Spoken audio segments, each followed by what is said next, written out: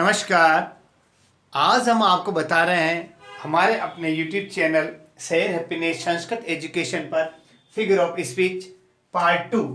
इसका पहले वाले वीडियोस में हमने आपको बता दिए थे कि फिगर ऑफ स्पीच क्या होते हैं और इसकी पहले टाइप्स के आधार पे फिगर ऑफ स्पीच को किन किन सब पार्ट के अंदर बांटा जा सकता है, उनके बारे में हमने सिमिली मेटाफर के बारे में भी आपको अच्छी तरह से बताया। पर्सोनिफिकेशन में भी बताया किस प्रकार हम किसी भी सेंटेंस में जब उसको हम पोइम में लिखते हैं लाइंस में, उस लाइनों के अंदर हम जब मानवीकरण यानी किसी भी वस्तु का पर्सोनिफिकेशन किया जा सकता है, उसको मनुष्य के रूप में उनका मीनिंग बताया जाता है, लेकिन हकीकत में होते नहीं है, उनको हम पर्सोनिफिकेशन के रूप में शो करते हैं। तो आज हम आपको बता रहे हैं हमारे इस वीडियोज़ में difference of surprise contrast best, यानी ऐसे कौन कौन से सेंटेंस है जिसमें डिफरेंस होता है, कॉन्ट्रास्ट होता है और सरप्राइज होता है।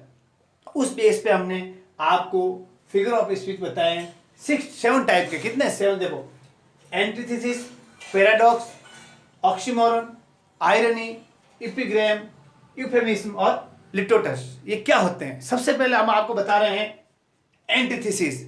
एंटीथेसिस में क्या होता है प्यारे विद्यार्थियों, मैं आपको बताना चाहता हूं।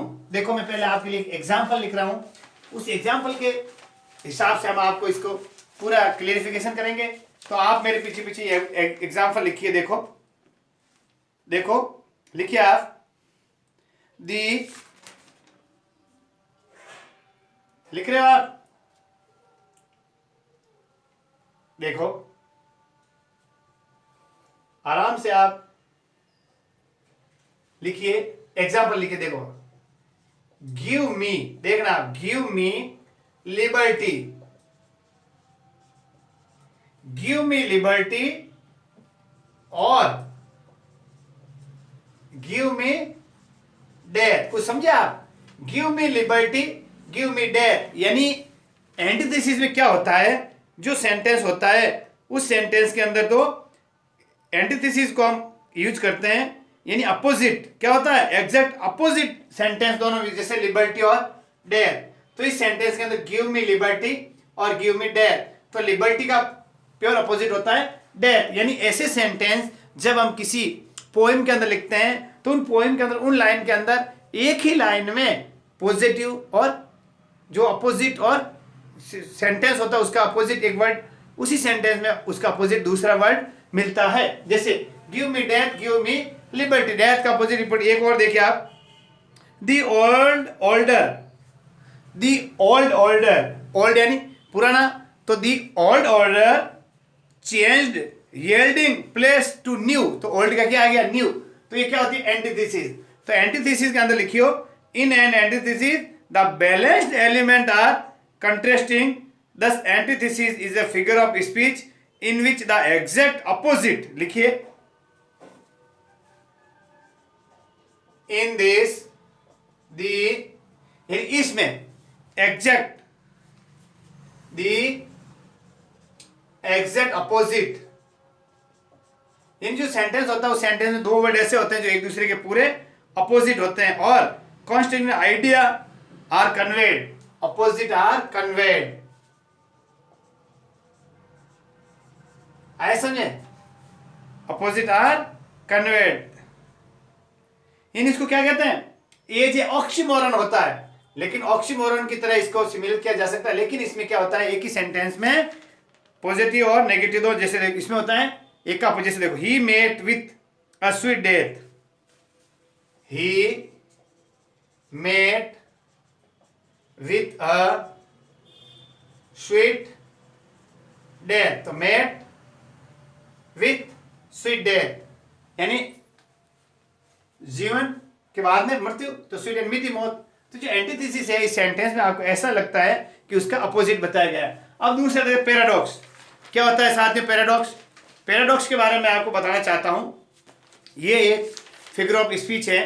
इसके अंदर क्या होता है, एक स्टेटमेंट होता है। क्या होता है, एक स्टेटमेंट होता है, लेकिन वो हमेशा कैसा होता है, ह्यूमरस युक्त होता है। क्या होता है, तो इसको ह्यूमरस के रूप में भी अपन इसको यूज में ले सकते हैं, यानी हास्य विडम्बना पर, कभी कभी जटिल अनुभव की अभिव्यक्ति के लिए भी इसका यूज करते हैं। अब देखो, यानी statement in the appropriately self-contributory is appearance, but which content are truly below the surface. देखो, child is the father of man. देखिए आप एग्जाम्पल लिखिए पैराडॉक्सी का, child is the father of man. पढ़ा आप लोगों ने? ये विलियम वर्ड्सवर्थ की एक महत्वपूर्ण पोइम है. आया समझे? वर्ड्सवर्थ की जो कथन है उसने बताया था. इसमें क्या है कि बच्चा मनुष्य का पिता है, बच्चा मनुष्य का पिता है, मैन ऑफ फादर. तो इसमें ये बताया गया है कि ये पैराडॉक्स देखने में सामान्य लगता है. क्या होता है? सामान्य लगता है, गलत है. क्या बच्चा आदमी मनुष्य का पिता कैसे बन सकता है? लेकिन इसके विपरीत अर्थ लगे तो ये बिल्कुल सही प्रतीत होता है. अर्थात बच्चा अच्छा है तो अच्छा मनुष्य बनेगा और खराब है तो खराब मनुष्य बनेगा. जैसे देखो, he is the best teacher who teaches nothing. He is the best teacher who teaches nothing. देखो इस सेंटेंस को पढ़ो, पैराडॉक्स पूरा बता. देखो, he is the best teacher who teaches nothing. ये इसका पूरा क्या बता रहे हैं? विपरीत बता, विरोधाभास बता रहे. क्या बताए? तो लिखिए आप, अ statement that is apparently self contribute in appearance but which contribute is a true below the surface. ये आपको बताना चाहता हूं मैं. आप इसमें लिखिए, जैसे the king is dead, love king is king. The king is dead यानी राजा मर गया है, लव लिव द किंग, राजा का प्यार रहेगा यानी राजा रहेगा. तो ये the greater the truth the greater the label. ये जो मैं एग्जांपल बता रहा हूं आपको पैराडॉक्सी के हैं. समझ आया? There is no one so poor as the wealthy miser. ये बहुत इंपॉर्टेंट है. There is no one so poor as the wealthy miser. इसमें किस फिगर ऑफ स्पीच का यूज किया गया है? पैराडॉक्स का. लिखिए, a statement that is apparently self contributed. आया समझे? लेकिन इन अपीयरेंस जो दिखने में कैसा होता है? विरोधाभासी होता है. सेल्फ कॉन्ट्रीब्यूट यानी विरोधाभासी होता है. यानी paradox can be used for humorous ironical effect and can sometime be used to express complex experience. आया समझे? यानी जटिल अनुभूति के लिए भी इसको हम यूज करते हैं. तो ये है सेल्फ कॉन्ट्रीब्यूटरी यानी विरोधाभासी कथन है. ठीक है ना? ये आपको मैंने पैराडॉक्सी के बारे में बताया. तीसरा होता है ऑक्सीमोरन. ऑक्सीमोरन क्या होता है? ये पीछे की पैराडॉक्स की जैसे होता है, यानी often involving only two word making sentence deep its appearance self contradict. अब लिखो, देखो, oxymoron is a figure by which two contributory qualities are predict at once on the same thing. यानी सब्जेक्ट होता है as adjective is added to the word of quite a contributive. जैसे देखो, the sound of silence. देखो oxymoron के अंदर example बता रहा हूं. The sound of silence, the sound of silence. ये देखो दो सेंटेंस, सिर्फ दो वर्ड दे दिए, द साउंड और साइलेंस. तो इसमें आप लिखिए,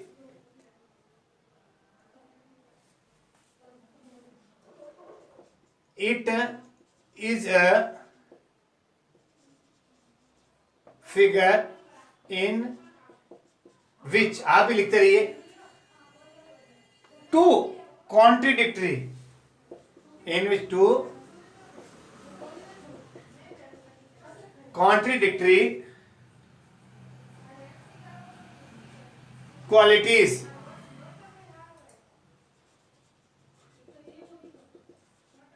contributory qualities are predict at,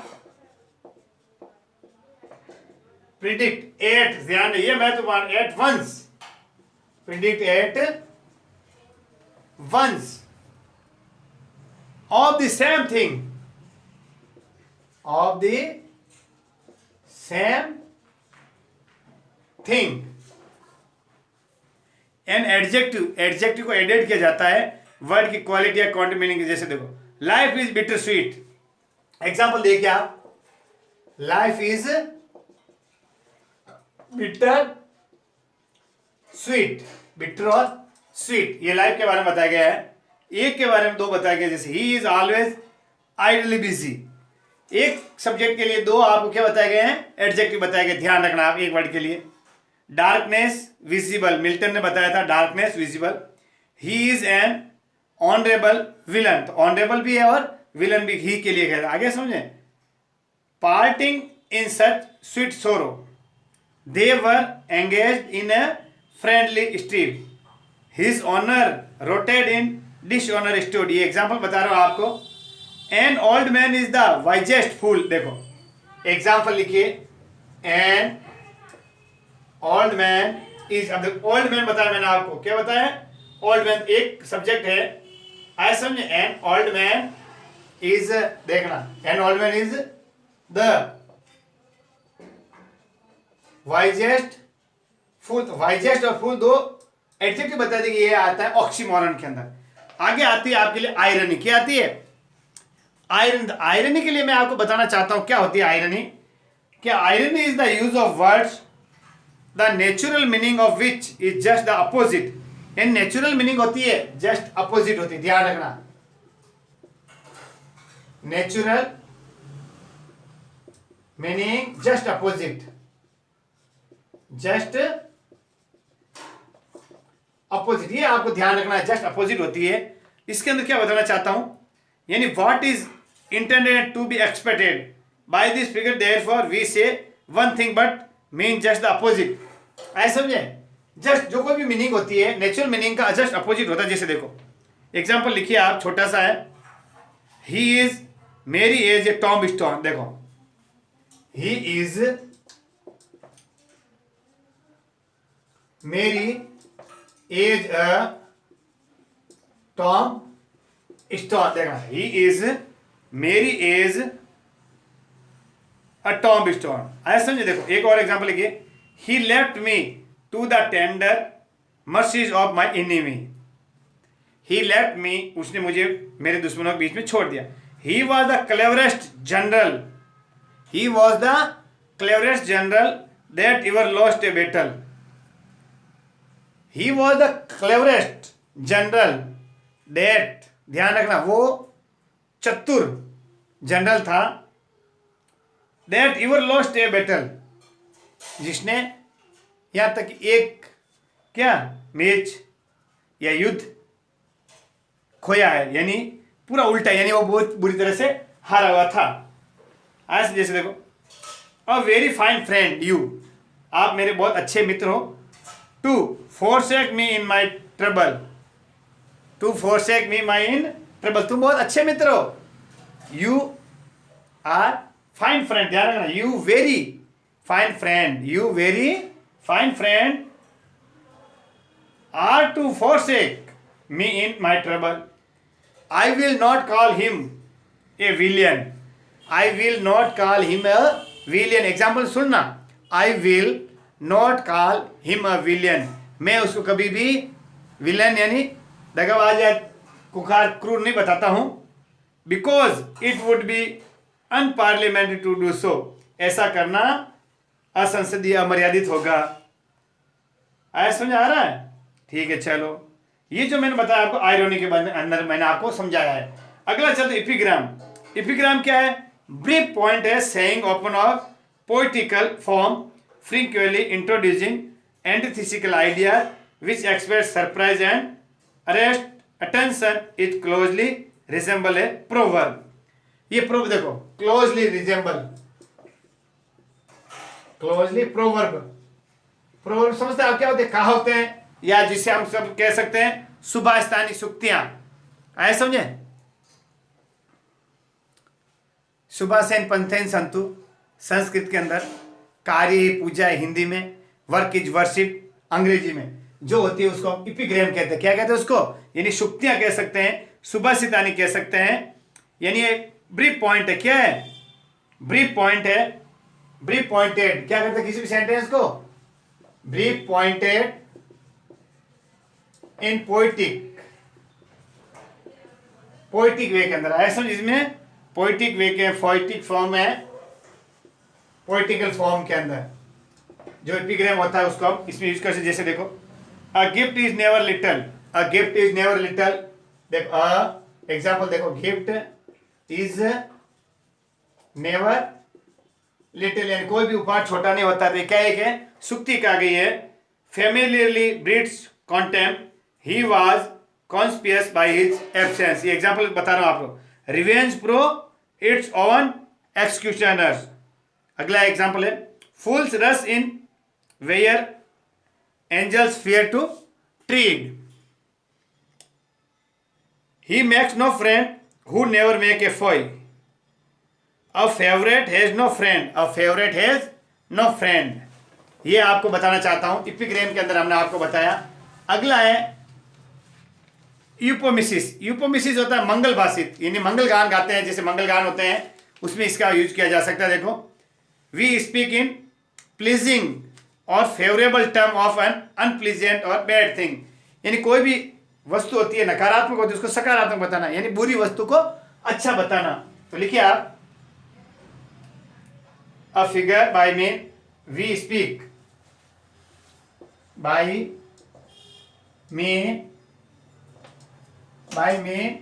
we speak। आप भी लिखते रहिए। in pleasing, यानी खुशी के रूप में हम इसको बताते हैं। of an unpleasant, of an अनप्लीजिंग। ठीक है ना, समझ आ गया आपके। यानी जो अच्छी वस्तु होती है उसके अलावा जो बुरी होती है उसको हम अच्छा बताने की कोशिश करते हैं। जैसे देखो, you are telling me a fairy tale, your labour under a mistake. देखिए एग्जाम्पल है, your labour under a mistake. आया समझ में? यानी जो प्लीजिंग बोल रहे हैं लेकिन अनप्लीजिंग है ये। He has gone the way of all flesh, he has gone the way of all flesh, मतलब समझते हैं आप, यानी डेड। ही हैज गॉन, देखो सेंटेंस को समझो आप, he has gone the way of all flesh, यानी मर चुका। देखो, his father passed away, his father passed away yesterday. ये देखना आप सेंटेंस देखो, हिज फादर पास्ड अवे